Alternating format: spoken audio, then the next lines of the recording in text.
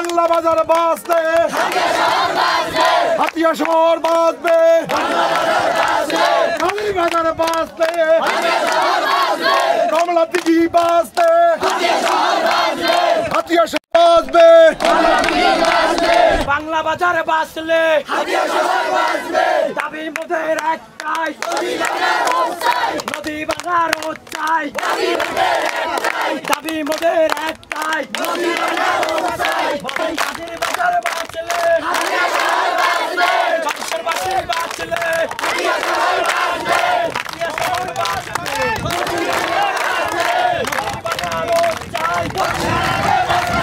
নদী বাজারও চাই, দাবি মোদের একটাই।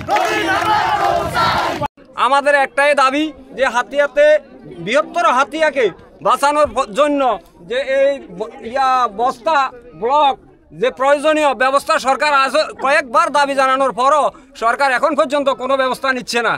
তাই আমাদের সকলের হাতিয়াবাসীর সকলের পক্ষ থেকে যে আমাদের হাতিয়াকে বাঁচানোর জন্য অনেকগুলো কাজ করা দরকার। প্রথম কাজ হইল যে হাতিয়ার উপকূলে যে নদী খনন করা হয় এই নদী খনন বন্ধ করতে হবে।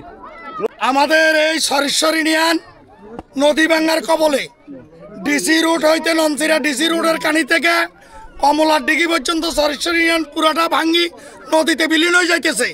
আমরা বারবার সরকারের কাছে আহ্বান জানানোর পরও, সরকারের মন্ত্রীদের কাছে আহ্বান জানানোর পরও আমরা কোনো বরাদ্দ পাইতেছি না। বিভিন্ন জায়গাতে বরাদ্দ দিতেছে, সেগুলাতে নদী ভাঙ্গা না সেগুলাতে, কিন্তু আমরা নদীতে আমাদের বাড়িঘর সব কিছু চলে যাইতেছে।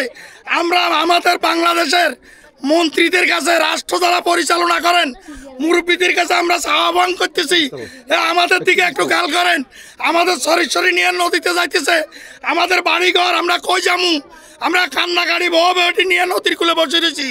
আমরা সবার কাছে আহ্বান জানাইতেছি যাতে আমাদের এখানে অবিলম্বে বস্তা এবং বলকের ব্যবস্থা করা হয়। প্রিয় বন্ধুগণ, আমাদের জোরালো এক দাবি পানি মন্ত্রণালয় এবং এই সরকারের প্রতি আমাদের জোরালো দাবি, জেলা পানি উন্নয়ন বোর্ডের প্রতি আমাদের জোরালো দাবি, ইতিমধ্যে যে বরাদ্দটা দিয়েছে জরুরি বরাদ্দ, জরুরি ইমার্জেন্সি বরাদ্দ, এই বরাদ্দতে আমাদের সরেশ্বর ইউনিয়নের কোনো ফোল্ডার, কোনো একটা জায়গার নাম নাই।